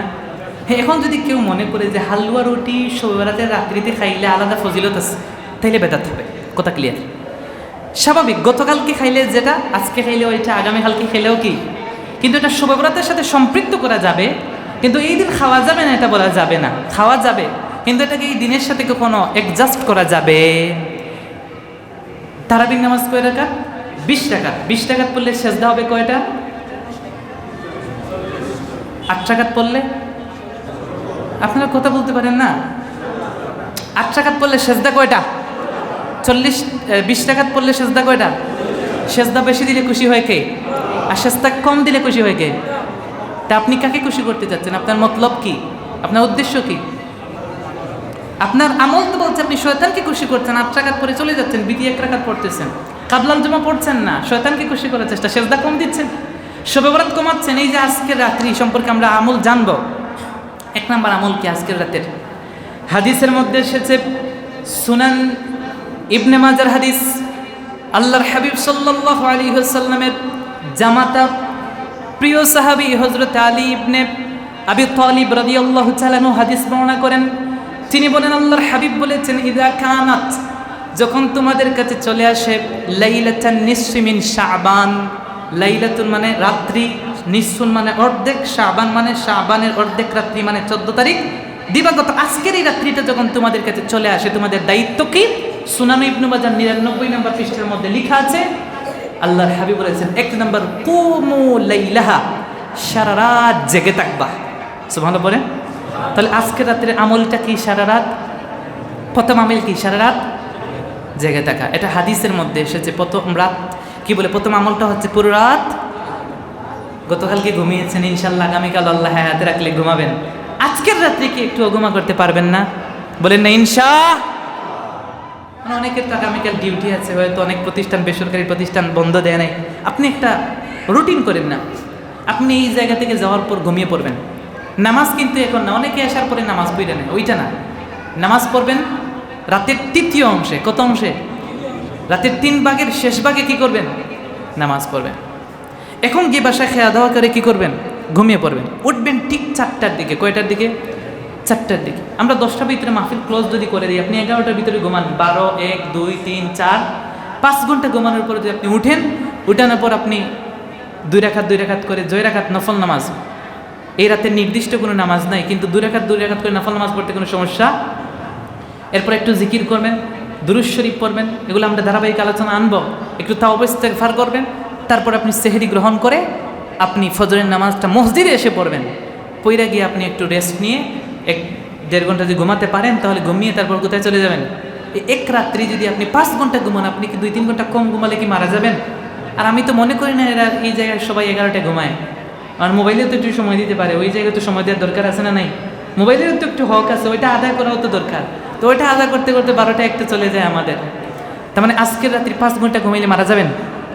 তা আজকে 5 ঘন্টা ঘুমানোর পর ঠিক 4টায় আমরা উঠবো। যাদের আগামীকাল কি আছে, ডিউটি আছে বা কাজ করতে হবে, আর যারা আগামীকাল ছুটি আছে চেষ্টা করেন পুরো রাত জেগে থাকার। আল্লাহ তৌফিক দিন, পড়েন আমিন।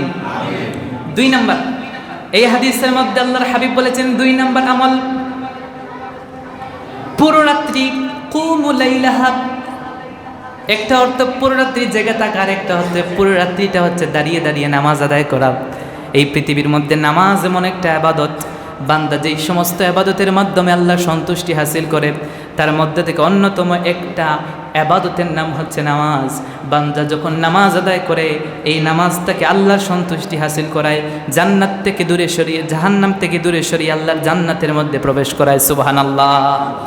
মুসনাদ আহমদের হাদিস, আল্লাহর হাবিব বলেছেন মানুষ সাল্লাল্লাহু সাজদাতাইন, যেই ব্যক্তি কোনো ভুল ছাড়া, লা ইয়াসহু ফীহিমা, যেই ব্যক্তি কোনো প্রকার ভুল ছাড়া নির্ভুল 2 রাকাত নামাজ পড়বে। কয় রাকাত? যেই ব্যক্তি 2 রাকাত নফল নামাজ পড়বে কোনো প্রকার ভুল ছাড়া, নামাজই ভুল করবে না, আল্লাহর হাবিব বলেছেন গফারাল্লাহু লাহু মা তাকাদ্দামা মিন যামবিহি, আল্লাহ রাব্বুল আলামিন ওই ব্যক্তির পিছনের জীবনের সমস্ত সগীরা গুনাহগুলো আল্লাহ মাফ করে দিবেন। সুবহানাল্লাহ। তাহলে আজকের রাতে যদি আপনি কয় রাকাত নামাজ পড়েন, 2 রাকাত নামাজ পড়তে বেশি হতে 4 মিনিট সময় লাগবে। আর যদি 4G গতিতে পড়েন তাহলে 2 মিনিটে 2 রাকাত শেষ ইনশাআল্লাহ। বুঝলেন না? তো 2 রাকাত নামাজ যদি নির্ভুল পড়তে পারেন, আল্লাহ বলছেন পিছনের সমস্ত সগীরা গুনাহ মাফ করে দিবেন। সুবহানাল্লাহ পড়বেন না? তাহলে আমরা আজকে রাতে কি করব? 1 নাম্বার আমল, আমরা জেগে থাকবো। জেগে না থাকলে নামাজ পড়তে পারবেন? 2 নাম্বার কি করতে হবে? নামাজ কিভাবে পড়বো? 2 রাকাত করে নফল নামাজ পড়বো। হাদিসের মধ্যে এসেছে আল্লাহর হাবিব সাল্লাল্লাহু আলাইহি ওয়াসাল্লাম যে সকল নামাজের কথা বলেছেন তার মধ্যে থেকে একটা ফজিলতপূর্ণ, অত্যন্ত মহিমান্বিত একটি নামাজ রাসূল বলেছেন, সেটা হচ্ছে সলাতুত তাসবিহ। সলাতুত তাসবিহের নামাজ পড়া। সলাতুল মানে নামাজ, তাসবিহ মানে তাসবিহ। তাসবিহটা কি? সুবহানাল্লাহি ওয়ালহামদুলিল্লাহি ওয়া লা ইলাহা ইল্লাল্লাহু আল্লাহু আকবার। সেই নামাজের ফজিলত কত বেশি আপনি শুনলে অবাক হয়ে যাবেন। মুসনাদ আহমদ, সুনান আবু দাউদের হাদিস, সুনান ইবনে মাজাহ, সহিহ ইবনে খুজাইমা, সুনান বাইহাকি কুবরার মধ্যে সহ অসংখ্য হাদিসের কিতাবে এসেছে। আব্দুল্লাহ ইবনে আব্বাস রাদিয়াল্লাহু বর্ণনা, তিনি বলেন আল্লাহর হাবিব সাল্লাল্লাহু আলাইহি ওয়াসাল্লাম লিল আব্বাস ইবনে আব্দুল মুত্তালিব, একবার আল্লাহর হাবিব সাল্লাল্লাহু আলাইহি ওয়াসাল্লাম তার চাচা আব্বাস রাদিয়াল্লাহু তাআলা আনহুকে বললেন, ইয়া আব্বাস, ও আমার চাচা আব্বাস, আপনি একটু মনোযোগ সহকারে আমার কথাটা শ্রবণ করেন। ইয়া আম্মাহ, ও আমার চাচা, আলা উতিকা, আমি কি আপনাকে দেব না? আলা আমনাহুকা, আমি আপনাকে কি জানাবো না? আলা আহবুকা, আলা যামবাকা আউওয়ালাহু ওয়া আখিরাহু, তিনি বললেন আলা আফআলু লাকা 10 খিসালিন ইযা আন'আমতা ফাআলতা যালিক। ওগো আমার চাচা, আমি কি আপনাকে জানাবো না 10টি সদ্গুণের বর্ণনা, যা করলে আল্লাহ রাব্বুল আলামিন, আল্লাহ আপনার সামনের পিছনের সমস্ত সগীরা গুনাহগুলো মাফ করে দেন। সুবহানাল্লাহ। এমন আমলের কথা কি আমি আপনাকে জানাবো না? হযরত আব্বাস রাদিয়াল্লাহু তাআলা আনহু বললেন, নাম, অবশ্যই আপনি আমাকে জানাবেন। আল্লাহর হাবিব সাল্লাল্লাহু আলাইহি ওয়াসাল্লাম বলেন, সেই নামাজটা এমন একটা নামাজের মেসেজ আমি আপনাকে দিব, যেই নামাজ আপনি যদি আদায় করতে পারেন, সগীরা গুনাহ আল্লাহ মাফ করে দিবেন, কবিরা গুনাহ আল্লাহ মাফ করে দিবেন। ওয়া আলানিয়াতাহু, এবং এই নামাজটা হবে তোমার জন্য সিররাহু আলানিয়াতাহু, এই নামাজটা তোমার জন্য জান্নাতে যাওয়ার রাস্তাটাকে একটু সহজ করে দিবে। সুবহানাল্লাহ। 10 খিসালিন, বৈশিষ্ট্য হচ্ছে 10টা। কয়টা? 1 নাম্বার তুসাল্লি 4 রাকাতিন, সেই নামাজের রাকাত সংখ্যা হচ্ছে 4। কয় রাকাত? 1 সালামে 4 রাকাত নামাজ আদায় করবেন। আল্লাহর হাবিব তার চাচা আব্বাস রাদিয়াল্লাহুকে বলছেন, ও আমার চাচা, আপনি এই নামাজটা 4 রাকাত একই সালামে আদায় করবেন। তাকরাউ ফি কুল্লি রাকাআতিন বিফাতিহাতিল কিতাবি ওয়াস সূরাতিন, প্রত্যেক রাকাতে সূরা ফাতিহা পড়বেন। সূরা ফাতিহার সাথে যে কোনো একটা সূরা মিলাবেন। 4 রাকাতে সূরা ফাতিহার সাথে 4টা সূরা মিলিয়ে পড়বেন। ও আমার চাচা, ফাইদা ফারাগতা মিনাল কিরাআতি ফি আউয়ালি রাকাআতিন, যখন আপনি প্রথম রাকাতে কিরাতের জন্য দাঁড়াবেন, আপনি তখন প্রথমেই পড়বেন সুবহানাল্লাহি ওয়াল হামদুলিল্লাহ ওয়ালা ইলাহা ইল্লাল্লাহু আল্লাহু আকবার। আল্লাহর হাবিব সাল্লাল্লাহু আলাইহি ওয়াসাল্লাম বলেছেন, সেই নামাজ পড়ার সহজ একটা নিয়ম হচ্ছে, সেই নামাজের প্রত্যেক রাকাতে এই সুবহানাল্লাহি ওয়াল হামদুলিল্লাহ ওয়ালা ইলাহা ইল্লাল্লাহু আল্লাহু আকবার এই তাসবিহটা পড়বে 75 বার। কয়বার? এক রাকাতে 75, 4 75 কত? 300। কত? 300 বার এই তাসবিহ পড়বে 4 রাকাত নামাজে। তাসবিহটা কি বলেন? সুবহানাল্লাহি ওয়াল হামদুলিল্লাহি ওয়ালা ইলাহা ইল্লাল্লাহ ওয়াল্লাহু আকবার। খুবই কঠিন, একদম সোজা। সুবহানাল্লাহি ওয়াল হামদুলিল্লাহি ওয়ালা ইলাহা ইল্লাল্লাহু ওয়াল্লাহু আকবার। এই তাসবিহটা আপনি পাঠ করবেন। 1 নাম্বার, প্রথম রাকাতে সানা পড়ার পরে, তাকবীরে তাহরিমা বলার পরে, হাত বাঁধার পরে সানা পড়বেন। সানার পরে সূরা ফাতিহা পড়ার আগে এই তাসবিহটা আপনি পড়বেন 15 বার। কতবার? কথা না বললে মনে থাকবে না। 4 রাকাত বিশিষ্ট নামাজের প্রথম রাকাতে তাকবীরে তাহরিমার পরে হাত বেঁধে সানা পড়বেন। সানার পরে সুবহানাল্লাহি ওয়াল হামদুলিল্লাহি ওয়ালা ইলাহা ইল্লাল্লাহু আল্লাহু আকবার তাসবিহ পড়বেন কতবার? 15 বার। তারপর সূরা ফাতিহা পড়বেন, একটা সূরা মিলাবেন। সূরা মিলানোর পরে রুকুতে যাওয়ার আগে এই তাসবিহটা পড়বেন আরো 10 বার। কতবার? এরপরে রুকুতে যাবেন, রুকুতে গিয়ে রুকুর তাসবিহ পড়ে নেবেন। রুকুর তাসবিহ পড়ার পর রুকুতে ওঠার আগে আরো পড়বেন 10 বার। কতবার? এরপর রুকু থেকে দাঁড়িয়ে রব্বানা ওয়ালাকাল হামদ পড়ার পরে সেজদাতে যাওয়ার আগে পড়বেন আরো কতবার? দাঁড়িয়ে দাঁড়িয়ে 10 বার। এরপর সিজদায় গিয়ে সেজদার তাসবিহ পড়বেন। সেজদার তাসবিহ পড়ার পরে সেজদা থেকে ওঠার আগে পড়বেন আরো কতবার? কথা বলে না, কতবার? তারপর সেজদা থেকে 2 সেজদার মধ্যখানে বসবেন। বসার পরে দ্বিতীয় সেজদায় যাবেন, গিয়ে ঠিক সেইভাবে তাসবিহ পড়ার পরে পড়বেন কতবার? কতবার হয়েছে? 75 বার। এইভাবে প্রত্যেক রাকাতে 75 বার করে 4 রাকাতে 300 বার এই তাসবিহ দিয়ে আপনি পড়েন। আল্লাহর হাবিব সাল্লাল্লাহু আলাইহি ওয়াসাল্লাম চমৎকার কথা বলেছেন। এই রাত্রির শুধুর জন্য রাসূল ফিক্সড করে দেন নাই, আপনারা কেউ মনে করবেন না শুধু এই রাত্রির জন্য। আল্লাহর হাবিব সাল্লাল্লাহু আলাইহি ওয়াসাল্লাম বলেছেন, শুনো আমার চাচা, ইনিস্তাতা'তা আন তুসাল্লিয়াহা ফি কুল্লি ইয়াউমিন মাররাতান ফা'ফাল। আল্লাহর হাবিব বলেছেন, আমার চাচা আব্বাস, আপনার যদি ভালো লাগে, সুযোগ হয়, সুবিধা হয়, যদি সামর্থ্য হয়, হয়তো একটু কষ্ট হবে চাচা, কিন্তু এই সলাতুত তাসবিহের নামাজটা যদি প্রত্যেকটা দিন আপনি আদায় করতে পারেন তাহলে এটা আপনার জন্য কল্যাণকর হবে। ওগো আমার চাচা, ফাইল্লাম তাস্তাতি', যদি প্রতিদিন না পারেন, ফাকুল্লি জুমাতিন মাররাতান, প্রত্যেক জুমার রাত্রিতে অন্ততপক্ষে একবার। সপ্তাহে কয়বার? রাসূল বলছেন দিনে একবার। দিনে একবার পারো না, সপ্তাহে একবার। সপ্তাহে একবার পারো না, ফাকুল্লি শাহরিন মাররাতান, প্রত্যেক মাসে একবার। ও আমার চাচা, দিনেও পারেন নাই, পুরো সপ্তাহে একবারও পারেন নাই, পুরো মাসেও যদি একবার না পারেন, ফাইল্লাম তাফআল ফাফি উমরিকা মাররাতান, চাচা আমার, মরার আগে অন্ততপক্ষে জীবনে একটা বার হলেও সলাতুত তাসবিহের নামাজটা পড়ে নিয়েন। সুবহানাল্লাহ। অন্য কোনো নামাজের ক্ষেত্রে রাসূল এইভাবে বলেন না, একটা করে জীবনে একবার পড়িও, মাসে একবার পড়িও, অন্ততপক্ষে সপ্তাহে অথবা দিনে একবার পড়িও, এরকম কোনো আমলের কথা রাসূল বলেন নাই। একটা মাত্র আমলের কথা রাসূল বলেছেন, সেটা হচ্ছে সলাতুত তাসবিহের নামাজ। কেউ যদি একটু কষ্ট হবে, একটু সময় হবে, নিয়ে যদি পড়ে ফেলে, আল্লাহ রাব্বুল আলামিন তার পিছনের সামনের সমস্ত গুনাহ মাফ করে দিবেন। বলেন সুবহানাল্লাহ। যারা সামর্থ্য হয় সলাতুত তাসবিহের নামাজ পড়বেন ইনশাআল্লাহ। এটা গুগলে সার্চ দিলে পদ্ধতিটা পাবেন, অথবা আমাদেরকে জিজ্ঞেস করলে আমরা বলে দিব ইনশাআল্লাহ। এই নামাজের এই ব্যাপারে হাদিসটা সহি, আমি হাদিসের ব্যাপারে গেলাম না, যেহেতু আমাদের আমল কিছু জানতে হবে। 2 নাম্বার, সলাতুত তাওবা, তাওবার নামাজ। এই জায়গায় একজন হাত তুলেন, আমার জীবনে কোনো গুনাহ নাই। আছেন কেউ? কোনো গুনাহ নাই? আছেন? আমরা সবাই গুনাহকারী, পাপী। আমাদের কাজ হচ্ছে গুনাহ করা। রাসূল বলছেন কুল্লু বানি আদম খাত্তাউন ওয়া খায়রুল খাত্তাইন আত-তাওয়াবুন, প্রত্যেকটা বনি আদম গুনাহ করতেই হবে, তবে তাদের মধ্যে উত্তম ওই ব্যক্তি যে গুনাহ করার পরে তাওবা করে। রাসূল বলেছেন তোমরা যদি গুনাহ না করতে আল্লাহ তোমাদেরকে ধ্বংস করতেন, এমন জাতি সৃষ্টি করতেন যেই জাতি গুনাহ করত তাওবা করত, গুনাহ করত তাওবা করত। সুবহানাল্লাহ। কারণ আল্লাহ ভালোবাসেন আমার বান্দা গুনাহ করবে আবার আমার কাছে ফিরে এসে তাওবা করবে। আজকের এই রাত্রি সম্পর্কে আল্লাহর হাবিব বলেছেন এই রাত্রিতে 1 বছরের বাজেট নির্ধারণ হয়। এই শাবান থেকে আগামী শাবান পর্যন্ত কে বাঁচবে, কে জন্ম নিবে, কে বিবাহ করবে, কে হজ করবে, কি না করবে, সমস্ত কিছুর বাজেট আল্লাহ এই রাত্রিতে নির্ধারণ করেন। আজকের এই রাত্রিতে বেশি বেশি করে আল্লাহর কাছে মাফি চাবেন, তাওবার নামাজ পড়বেন।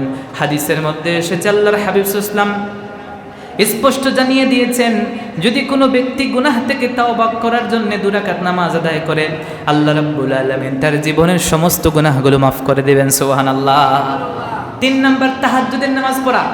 তাহাজ্জুদের নামাজ রাতের তৃতীয়াংশ পড়াটাই উত্তম। 2 রাকাত করে তাহাজ্জুদের নামাজ যদি আজকের রাত্রিতে পড়তে পারেন, প্রতি রাতিতে পড়ার চেষ্টা করা উচিত। তাহাজ্জুদের নামাজ এমন, কারো যদি সন্তান হয় না তাহাজ্জুদ পড়ে আল্লাহর কাছে বলেন সন্তান দিবে, কারো বিবাহ হয় না তাহাজ্জুদ পড়েন, কারো অভাবের মধ্যে আছেন বিবাহ পড়েন, কার চাকরি হয় না কি বলে তাহাজ্জুদ পড়েন। যার যেই সমস্যা আছে সমস্ত সমস্যার সমাধান একটাই, নাম হচ্ছে তাহাজ্জুদ। সুবহানাল্লাহ। তাহাজ্জুদটা পড়বেন, রাতের প্রথম অংশ ঘুমান, দ্বিতীয় অংশ ঘুমান, তৃতীয় অংশে দাঁড়িয়ে 2-4 রাকাত তাহাজ্জুদ পড়েন। আল্লাহর হাবিব বলেছেন মা রাআইতু মিসলান নারি নামা হারিবুহা ওয়ালা মিসলাল জান্নাতি নামা তালিবুহা। যেই ব্যক্তি জাহান্নাম থেকে বাঁচতে চায় তাকে আমি কখনো ঘুমাতে দেখি নাই, যেই ব্যক্তি জান্নাত চায় তাকেও কখনো আমি ঘুমাতে দেখি নাই। সুবহানাল্লাহ। আল্লাহ রাব্বুল আলামিন পবিত্র কোরআনুল কারীমের 51 নম্বর সূরা সূরাতুজ যারিয়াতের মধ্যে বলেন ইন্নালিল মুত্তাকিনা ফি জান্নাতিন ওয়া উয়ুন আখিযিনা মা আতাকুম রাব্বুহুম ইন্নাহুম কানু ক্বাবলা যালিকা মুহসিনিন كانوا قليلا من الليل ما يهجعون وبالأسحار هم يستغفرون। আল্লাহ বলছেন মুত্তাকি যারা, তাদের তো একটা কোয়ালিটি আছে, তার মধ্যে একটা হচ্ছে কানু কলিলাম মিনাল লাইলি মা ইয়াহজাউন, তারা রাতের অল্প সময় ঘুমায়, সারা রাত্রি অলসের মতো খাতাসের মতো ঘুমিয়ে কাটায় না, কিছুটা অংশ ঘুমায়, শেষ অংশে জাগ্রত হয়ে যায়। অবিল আসহারি হুম ইয়াস্তাগফিরুন, রাতের শেষ বহরে একা একা নামাজ আদায় করে চোখের পানি ছেড়ে ক্ষমা প্রার্থনা করে একজনের কাছে, বলেন তো তিনি কে? পবিত্র কোরআনুল কারীমের 73 নম্বর সূরাতুল মুজাম্মিল আল্লাহ বলেন ইয়া আইয়ুহাল মুজাম্মিল কুমিল লাইলা ইল্লা কলিলান নিসফাহু আও ইনকুস মিনহু কলিলা আও জিদ আলাইহি ওয়া রাত্তিলিল কুরআনা তারতিলা। আল্লাহ তার হাবিবকে বলছেন ইয়া আইয়ুহাল মুজাম্মিল, হে বস্ত্রাবৃত, কুমিল লাইলা ইল্লা কলিলা, রাত্রিতে দাঁড়িয়ে যান, সারা রাত্রি ঘুমায়েন না, কিছু অংশ ঘুমান, কিছু অংশ আল্লাহর ইবাদত করেন। নিসফাহু, হয়তো অর্ধেক রাত্রি, নিসফাহু আও ইনকুস মিনহু কালিলা, অথবা অর্ধেকের থেকে আরো অল্প সময় আপনি আল্লাহর জন্য 2 রাকাত করে তাহাজ্জুদের নামাজ পড়েন। সুবহানাল্লাহ। আল্লাহর হাবিবের উপর তাহাজ্জুদের নামাজ ফরজ ছিল। আল্লাহ বলতেন ফাতাহাজ্জাদ বিহি নাফিলাতাল লাক, আপনি ফরজ করে দিলাম অব্লিগেটরি তাহাজ্জুদ পড়বেন, আপনার আমার জন্য সুন্নাত। তাহাজ্জুদ যদি পড়তে পারেন কি হবে? আল্লাহ বলেন সূরাতুল সাজদা 32 নম্বর সূরা তাতাজাফা জুনুবুহুম আনিল মাদাজি'i ইয়াদউনা রাব্বাহুম খাওফান ওয়া তামআ ওয়া মিম্মা রাযাকনাহুম ইউনফিকুন ফালা তা'লামু নাফসুম মা উখফিয়া লাহুম মিন কুররাতি আ'য়ুন। আল্লাহ বলেন তাতাজাফা জুনুবুহুম আনিল মাদাজি', যারা নাকি গভীর রজনীতে মধ্যম অংশ ঘুমিয়ে শেষ রজনীতে বিছানা থেকে পিঠটা আলাদা করে দেয়, তারপর দাঁড়িয়ে দাঁড়িয়ে আল্লাহর সন্তুষ্টির জন্য গোপনে সব মানুষ ঘুমায়, ওই মুহূর্তে সে যখন ওযু করে নামাজের মধ্যে দাঁড়িয়ে যায়, আল্লাহ বললেন শোনো শোনো, ওই ব্যক্তি আর 2 নাম্বার যে আল্লাহর রাস্তায় বেশি বেশি সদকা করে, এই 2 কোয়ালিটির লোক সম্পর্কে আল্লাহ এমন পুরস্কার রেখেছেন, বলেছেন ফালা তা'লামু নাফসুম মা উখফিয়া লাহুম মিন কুররাতি আ'য়ুন। যেই ব্যক্তি এমন একটা ইবাদত করলো, এই এমন একটা ইবাদতে এমন পুরস্কার আল্লাহ রেখেছেন যা বান্দা কখনো কল্পনা করতে পারে না। সুবহানাল্লাহ। সহিহ বুখারীর বর্ণনা রাসূল বলেছেন আ'দাতু লিইবাদিয়াস সালিহিন, এমন বান্দার জন্য এমন নিয়ামত রেখেছি মা লা আইনুন রাআত, কোন চক্ষু দেখে নাই, ওয়ালা উযুনুন সামিআত, কোন কর্ণ শুনে নাই, ওয়ালা খাতার আলা কলবি বাশার, কোন মানুষের অন্তর কল্পনাও করতে পারে নাই। এমন ফজিলতের আমলকে আমরা কখনো ত্যাগ করব? তাহাজ্জুদের নামাজ অন্তপক্ষে আজকে পড়েন, রমাদানে যখন সেহরি খেতে উঠবেন তখন 2 রাকাত 4 রাকাত পড়বেন ইনশাআল্লাহ। 5 নাম্বার, আমরা আজকের এই রাত্রিতে ইবাদতের পরে আমরা সেহরি গ্রহণ করে আগামীকাল রোজা রাখবো। কি রাখবো? সুনান ইবনে মাজাহ 99 নম্বর পৃষ্ঠার হাদিস, আল্লাহর হাবিব বলেছেন 1 নাম্বার আমল বলেছিলাম কি? কুমুল লাইলাহা। রাসূল বলেছেন 2 নাম্বার আমল এই হাদিসের মধ্যে বলেছেন ওয়াসুমু নাহারাহা, দিনের বেলা রোজা রাখবা। যদি দিনের বেলা রোজা রাখতে পারো, রোজা রাখার কত ফজিলত আপনি শুনলে অবাক হয়ে যাবেন। ওই হুজুররা আপনাকে নামাজ থেকে দূরে সরায়, রোজা থেকে দূরে সরায়। শবে বরাতের কোনো রোজা নাই, আপনি আগামীকাল রোজা রাখেন। রাসূল তো বলেছেন রোজা রাখো দিনের বেলা। যদি আপনি রোজা রাখতে পারেন, একটা রোজা, কয়টা? একটা রোজার ফজিলত কত বেশি। আল্লাহর হাবিব বলেছেন মান সামা ইয়াওমান ফি সাবিলিল্লাহ, যে নাকি আল্লাহর জন্য একটা দিন রোজা রাখতে পারে, বা'আদাল্লাহু ওয়াজহাহু আনিন নারি 70 খরিফা, ওই ব্যক্তির থেকে আল্লাহ জাহান্নাম 70 বছরের রাস্তার দূরত্বে নিয়ে যাবেন। সুবহানাল্লাহ। আপনার থেকে জাহান্নাম কত বছরের দূরত্বে থাকবে? 70 বছরের দূরত্বে থাকবে। তাহলে একটা রোজা কষ্ট করে রাখা যাবে না ইনশাআল্লাহ। 4 নাম্বার, কবর জিয়ারত করা। কি করা? হুজুররা কবর জিয়ারত করতে দেয় না। আগে কবর জিয়ারত হইতো, শবরাত ঢুকলে সবাই কবর জিয়ারত করতো, এখন আর কবর জিয়ারত করে না। মসজিদের সামনে কবর, ডানে কবর, বামে কবর, কাউকে একদিন আমি জিয়ারত করতে দেখি না। কি ভাই, আপনি মরলে আপনার সন্তান করবে? তো এখন আপনার সন্তান বোঝেন, ওকে সাথে নিয়ে যান, আসো তোমার দাদার কবর জিয়ারত করব, আসো তোমার নানার কবর জিয়ারত করব, এগুলো শিখাতে হবে। নয়তো আপনি মারা গেলেও কেউ কবর জিয়ারত করবে। আর যে বেদাত ফতোয়া দিয়ে মনে করেন আপনি কনফার্ম জান্নাতি, মরলেই জান্নাতি ঢুকাইয়া দিব আল্লাহ, তাহলে আপনার জন্য জিয়ারতের দরকার আছে? আল্লাহর হাবিব আজকের রাত্রি আমল সম্পর্কে বলেছেন মুসনাদ আহমদের বর্ণনা, মুসান্নাফ ইবনে আবি শাইবার হাদিস, এমনকি সুনান তিরমিজির মধ্যে এসেছে। আম্মা জানা আয়েশা রাদিয়াল্লাহু তাআলা আনহা বলেন, আজকের রাত্রি শবে বরাতের রাত্রিতে রাসূল আমার ঘরে রাত্রি যাপন করবেন। স্ত্রীদের মধ্যে সিরিয়াল অনুযায়ী আমার রাত্রি আজ। আমি বিছানায় হাত দিয়ে দেখি রাসূল নাই। আমি আশ্চর্য, রাসূল নাই। রাসূল কোথায় গেলেন? রাসূল মনে হয় অন্য কোনো স্ত্রীর কাছে চলে গেছেন। তিনি অন্যান্য স্ত্রী বাসায় গিয়ে নক করলেন, না, রাসূল তো এই জায়গায় নেই। তিনি পেরেশান হয়ে গেলেন, রাসূল কোথায় গেছেন? কোনো শত্রুর আক্রমণের শিকার হলেন কি না? তিনি দৌড়ালেন, গিয়ে দেখলেন আমি খারাজতু বের হয়ে গেলাম। ফাইদা হুয়া ফিল বাকিয়া, আমি বাকিউল গারকাত কবরস্থানে রাসূলকে দেখতে পেলাম। সুবহানাল্লাহ। পরে কবরস্থানে রাসূল জিয়ারত করছেন। কি করেছেন? রাসূল নিজে কবর জিয়ারত করতেন, রাসূল কাঁদতেন, সাহাবায়ে কেরামও জিয়ারত করে কাঁদতেন। জিয়ারত করা যাবে কিনা?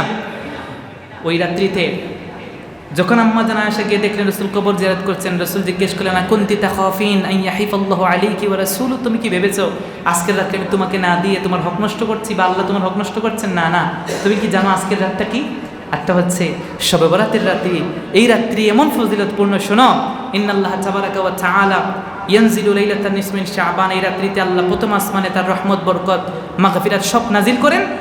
ফায়াগফিরু লি আকসারা মিন আদাদি শারি গানামি কলবিন, বনু কালব গোত্রের যত সকল বকরি আছে, সমস্ত ভেড়া চিনেন তো, ভেড়ার পশম থাকে বেশি, ওই যতটা ভেড়া আছে প্রত্যেকটা ভেড়ার শরীরে যতটা পশম আছে ওই পশম পরিমাণ বান্দাদেরকে আল্লাহ মাফ করে দিবেন। সুবহানাল্লাহ। কবর জিয়ারত করবেন কিনা? এই জায়গা থেকে বের হয়ে গিয়ে প্রয়োজনে আমরা সবাই তাবারুক নিয়ে একটু দাঁড়াবো, এই জায়গায় আমরা কবর জিয়ারত করবো ইনশাআল্লাহ। প্রত্যেক জুমাবার একবার হলেও নিজেদের মুর্দেগানদের কবর জিয়ারত করবেন ইনশাআল্লাহ। এগুলো চালু করেন। কবর জিয়ারত করে গুনাহ না। রাসূল বলেন কুনতু নাহাইতুকুম আন জিয়ারাতিল কবর, এক সময় কবর জিয়ারত করতে নিষেধ করতাম, আল আন ফাজুরুহা, এখন বলছি কবর জিয়ারত করো। ফা ইন্নাহা তুযাক্কিরুল মাইতা, কবর জিয়ারত করলে মৃত্যুর কথা স্মরণ হবে, ওয়া তুযাক্কিরুল আখিরা, আখিরাতের কথা স্মরণ হবে, ওয়া তুজাহিদু আনিদ দুনিয়া, দুনিয়া থেকে বিমুখ হইবা।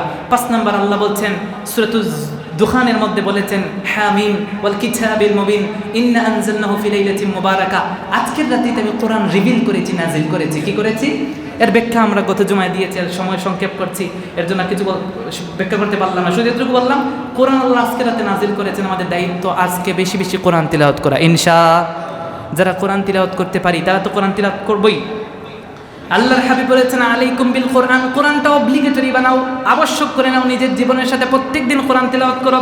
ফাইন্নাহু ফাহমুল আকলি ওয়া নূরুল হিকমাতি ওয়া ইয়াতাবিউল ইলমি ওয়া আহদাসুল কুতুবি বির রহমানি আহদা। কোরআনটা তোমার জন্য আলোকিত হবে, জ্ঞানের খোরাক হবে।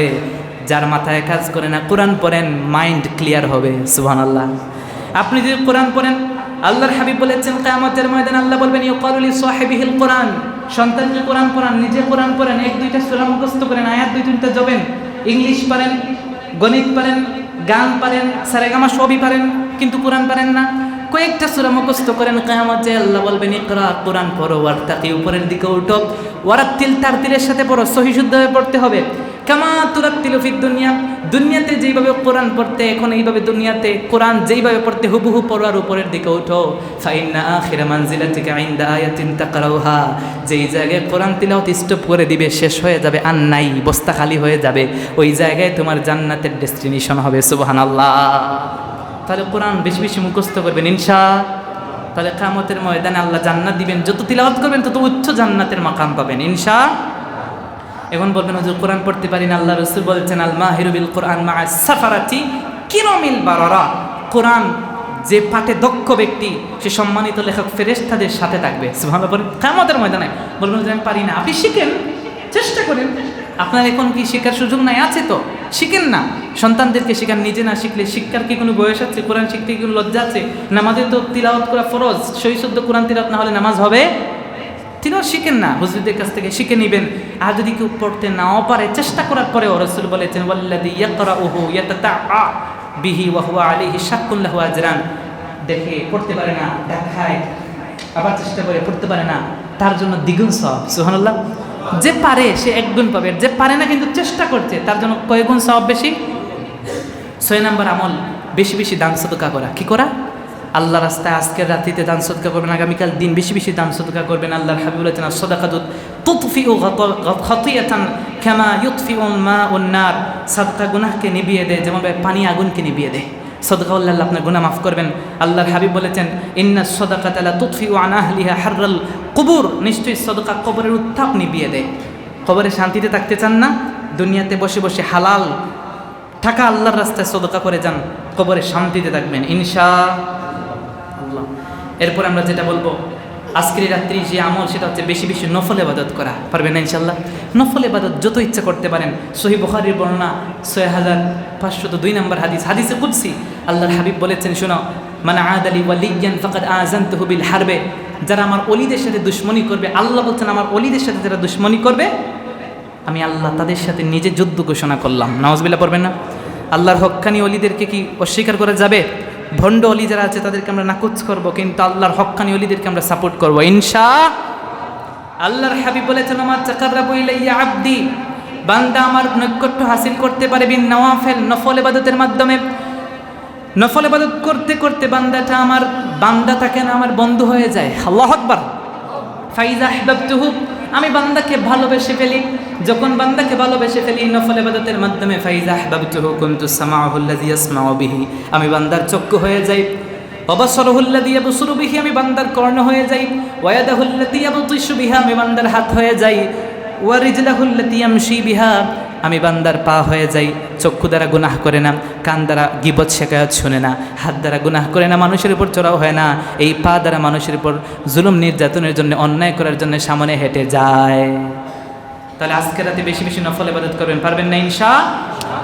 8 নম্বর সর্বশেষ, আজকে রাতে বেশি বেশি তাওবা ইস্তেগফার করা, পারবেন না ইনশাআল্লাহ। আল্লাহর কাছে যত বেশি তাওবা করবেন তত আল্লাহ খুশি হন। আমরা প্রত্যেকেই গুনাহগার, প্রত্যেকেই নিজের জন্য তো চাইবই, আরেকজনের জন্য আমরা গুনাহের মাফি চাইব।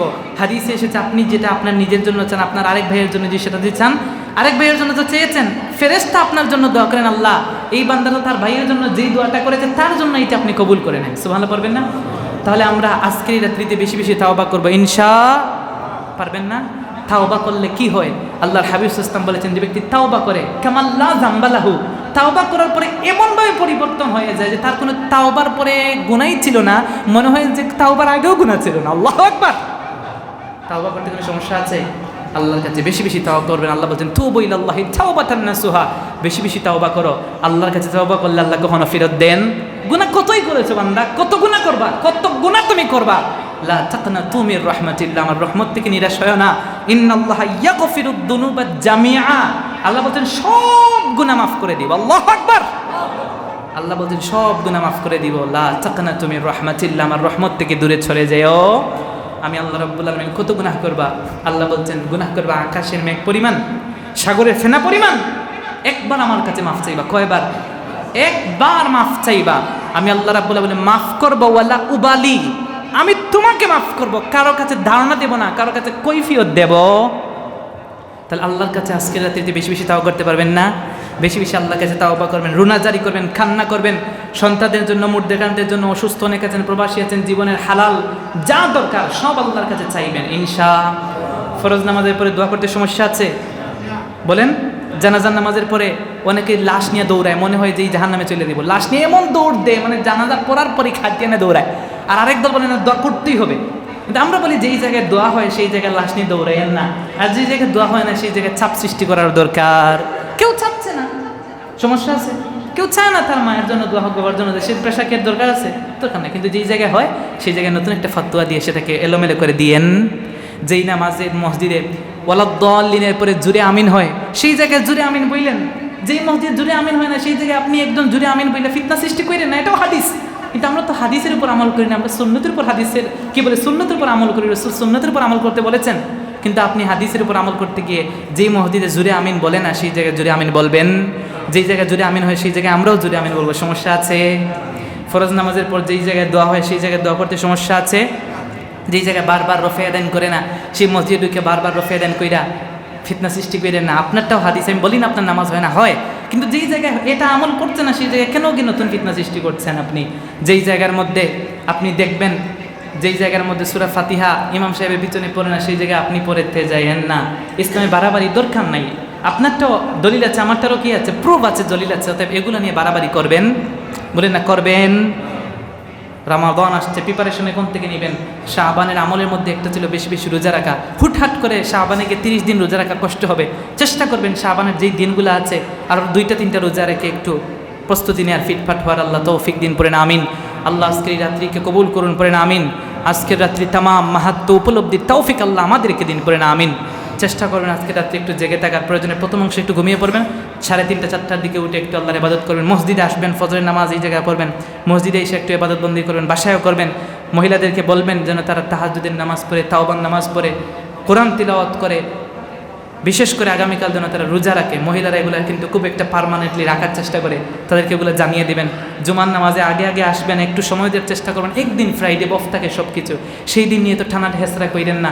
এখন আমি চিল্লাচ্ছি, আমি যে বেশি বলতেছি, আমাকে আপনারা টাকা পয়সা দিবেন? টাকা পয়সা তো আর দিবেন না, তো আমি কেন? আমার ফায়দা কি? আমার ফায়দা আছে একটা, আপনি যদি আমার কথা শুনে আমল করেন তাহলে আপনি আমল করে যে সওয়াব পাবেন আমি বলে সেই সওয়াব পাবো। বুঝতে পেরেছি? আমার এতটুকু ফায়দা, অন্য কোনো ফায়দা না। আর আমি বলছি আপনি মানছেন না, এটা আপনার দায়িত্ব, আমি আপনাকে জোর করার কোনো সুযোগ নাই। আমি আপনাকে প্রেশার দিচ্ছি না, আমার দায়িত্ব হচ্ছে পৌঁছে দেয়া। এজন্য হুজুররা ওয়াজের পরে ওমা আলাইনা ইল্লাল বালাগ বলে পৌঁছে দেয়া আমাদের দায়িত্ব। আল্লাহ তৌফিক দিন, পড়েন আমিন। আজকের রাত্রিতে প্রত্যেকের মুখ দেখানোর জন্য দোয়া হবে। আজকের এই আয়োজন করতে গিয়ে অনেকে শরিক হয়েছেন, বলেন না আলহামদুলিল্লাহ।